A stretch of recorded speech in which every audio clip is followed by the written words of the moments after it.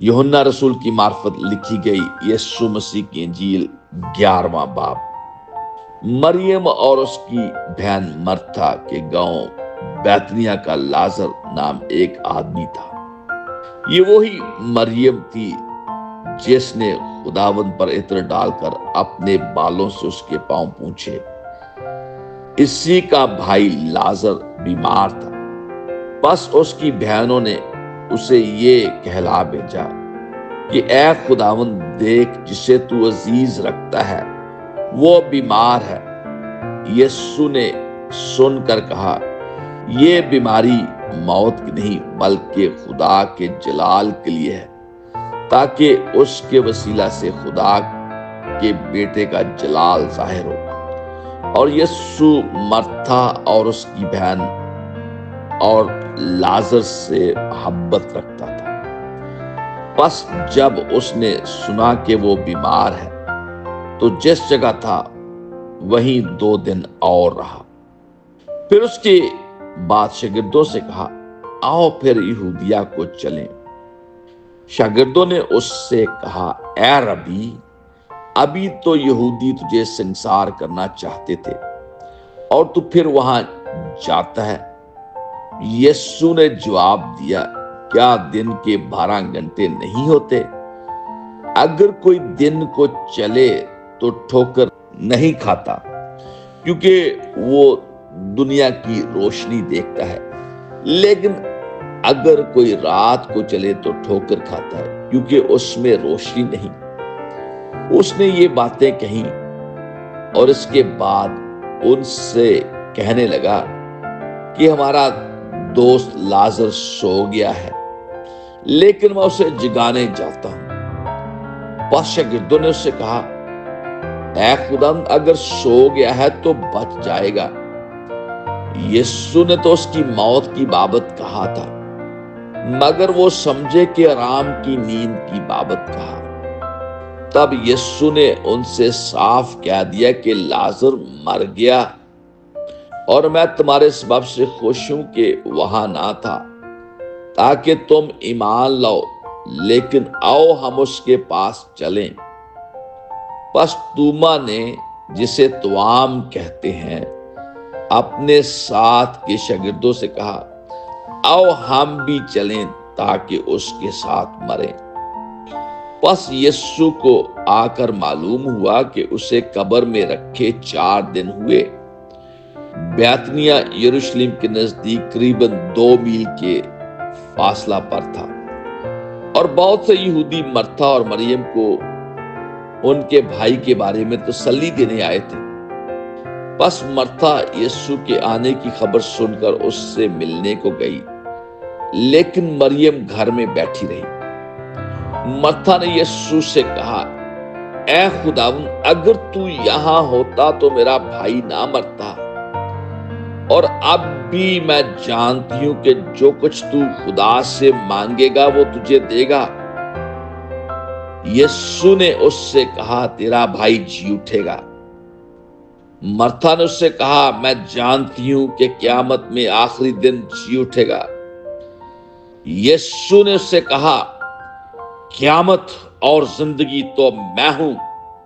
जो मुझ पर ईमान लाता है वो मर जाए तो भी जिंदा रहेगा, और जो कोई जिंदा है और मुझ पर ईमान लाता है वो अब तक कभी ना मरेगा।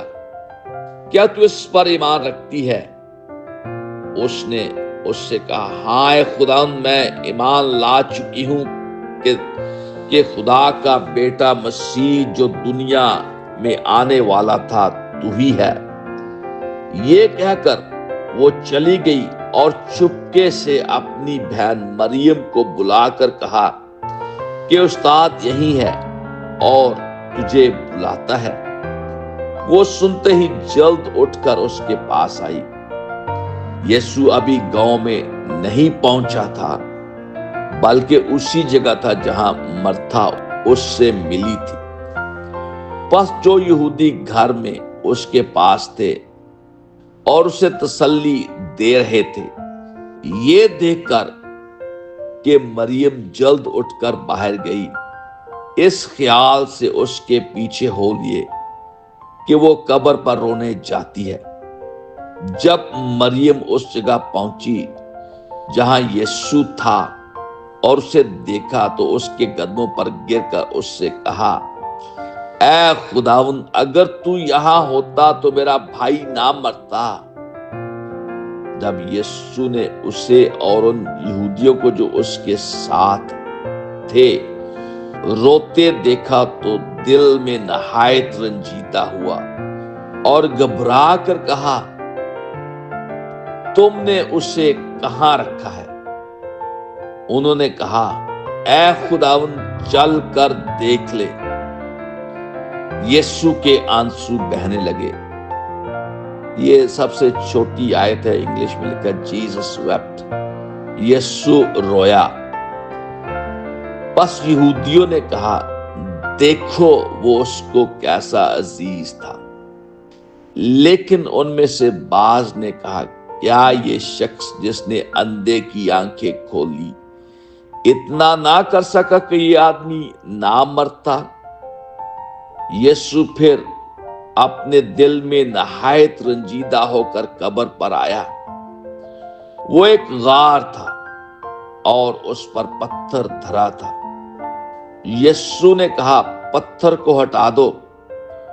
اس مرے ہوئے شخص کی بہن مرتا نے اس سے کہا، اے خداوند، اس میں سے تو اب بدبو آتی ہے، کیونکہ اسے 4 دن ہو گئے۔ یسوع نے اس سے کہا، کیا میں نے تجھ سے کہا نہ تھا کہ اگر تو ایمان لائے گی تو خدا کا جلال دیکھے گی؟ بس انہوں نے اس پتھر کو ہٹا دیا۔ پر یسوع نے آنکھیں اٹھا کر کہا، اے باپ، میں تیرا شکر کرتا ہوں کہ تو نے میری سن لی، اور مجھے تو معلوم تھا کہ تو ہمیشہ میری سنتا ہے، مگر ان لوگوں کے باعث جو آس پاس کھڑے ہیں میں نے یہ کہا تاکہ وہ ایمان لائیں کہ تو ہی نے مجھے بھیجا ہے۔ اور یہ کہہ کر اس نے بلند آواز سے پکارا کہ اے لازر، نکل آ۔ جو مر گیا تھا وہ کفن سے ہاتھ پاؤں بندھے ہوئے نکل آیا، اور اس کا چہرہ رومال سے لپٹا ہوا تھا۔ یسوع نے ان سے کہا، اسے کھول کر جانے دو۔ پس بتیرے یہودی جو مریم کے پاس آئے تھے اور جنہوں نے یسوع کا یہ کام دیکھا اس پر ایمان لائے، مگر ان میں سے بعض نے فریسیوں کے پاس جا کر انہیں یسوع کے کاموں کی خبر دی۔ پس سردار کاہنوں اور فریسیوں نے صدر عدالت کے لوگوں کو جمع کر کے کہا، ہم کرتے کیا ہے؟ یہ آدمی تو بہت معجزے دکھاتا ہے۔ اگر ہم اسے یوں ہی چھوڑ دیں تو سب اس پر ایمان لے آئیں گے، اور رومی آ کر ہماری جگہ اور قوم دونوں پر قبضہ کر لیں گے۔ اور ان میں سے قیافہ نام ایک شخص نے، جو اس سال سردار کاہن تھا، ان سے کہا، تم کچھ نہیں جانتے اور نہ سوچتے ہو کہ تمہارے لیے یہی بہتر ہے کہ ایک آدمی امت کے واسطے مرے، نہ کہ ساری قوم ہلاک ہو۔ مگر اس نے یہ اپنی طرف سے نہیں کہا، بلکہ اس سال سردار کاہن ہو کر نبوت کی کہ یسوع اس قوم کے واسطے مرے گا، اور نہ صرف اس قوم کے واسطے بلکہ اس واسطے بھی کہ خدا کے پراگندہ فرزندوں کو جمع کر کے ایک کر دے۔ بس وہ اسی روز سے اسے قتل کرنے کا مشورہ کرنے لگے۔ بس اس وقت یسوع یہودیہ میں علانیہ نہیں پھرا، بلکہ وہاں سے جنگل کے نزدیک کے علاقہ میں افراہیم نام ایک شہر کو چلا گیا اور اپنے شاگردوں کے ساتھ وہیں رہنے لگا۔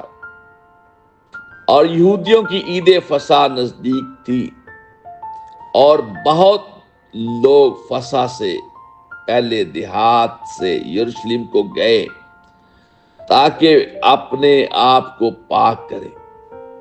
پس وہ یسوع کو ڈھونڈنے اور ہیکل میں کھڑے ہو کر آپس میں کہنے لگے کہ تمہارا کیا خیال ہے، کیا وہ عید میں نہیں آئے گا؟ اور سردار کاہنوں اور فریسیوں نے حکم دے رکھا تھا کہ اگر کسی کو معلوم ہو کہ وہ کہاں ہے تو اطلاع دے تاکہ اسے پکڑ لیں۔